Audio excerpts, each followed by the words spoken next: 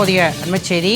நெல்லையில் ஆணவ கொலை செய்யப்பட்ட கவினின் தொலைபேசியில் இருந்து வாய்ஸ் ரெக்கார்டர் தரவுகள் சேகரிக்கப்பட்டிருக்கின்றன. தற்பொழுது கிடைத்த அண்மைச் செய்தியாக நாம் பார்த்துக் கொண்டிருக்கிறோம்.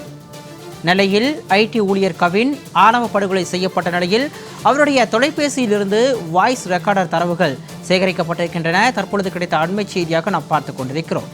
நெல்லையில் ஐடி ஊழியர் கவின் ஆணவ படுகொலை செய்யப்பட்ட நிலையில் அவரது தொலைபேசியிலிருந்து வாய்ஸ் ரெக்கார்டர் தரவுகள் சேகரிக்கப்பட்டிருக்கிறது. தற்பொழுது கிடைத்த அண்மைச் செய்தியாக நாம் பார்த்து கொண்டிருக்கிறோம்.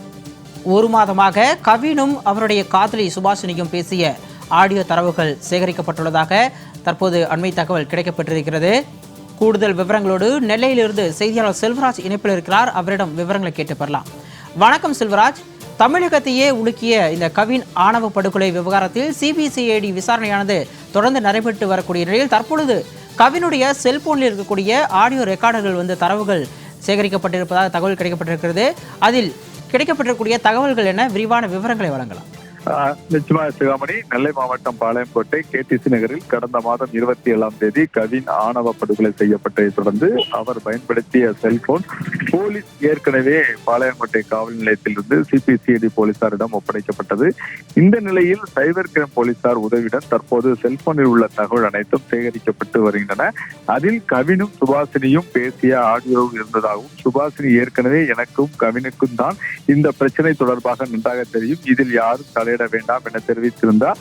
இந்த நிலையில் அது முக்கியமான ஆடியோ என்பது தற்போது சிபிசிஐடியிடம் சிக்கியுள்ளது. இந்நிலையில் அந்த செல்போனில் உள்ள முக்கிய தகவல்களும் சிபிசிஐடி போலீசார் சேகரித்துக் கொண்டு வருகிறார்கள். இதில் அவர்கள் சுமார் ஒரு மாதமாக இருவரும் பேசிய உரையாடல் முற்றிலுமாக கவின் செல்போனிலிருந்து பதிவான தகவல்களும் மீட்கப்பட்டுள்ளது.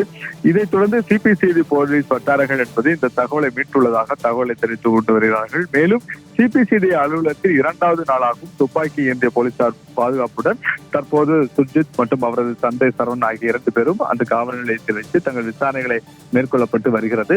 தொடர்ந்து அந்த பகுதியில் துப்பாக்கி ஏந்திய போலீசாரும் பாதுகாப்பு படுத்தப்பட்டுள்ளனர். இந்நிலையில் இன்று மாலை நேரடியாக அவர் விசாரணைக்கு பிறகு இன்று நெல்லை மாவட்ட 2வது அமர்வு கூடுதல் நீதிமன்றத்தில் நீதிபதி ஹேமா முன்னிலையில் அவர் ஆஜர்படுத்தப்பட்டு மீண்டும் நீதிமன்ற காவலில் ஒப்படைக்க காவல்துறையினர் முடிவு செய்துள்ளார்கள். சிகாமணி, அண்மை தகவலோடு இணைப்பில் வந்தமைக்கு நன்றி செல்வராஜ்.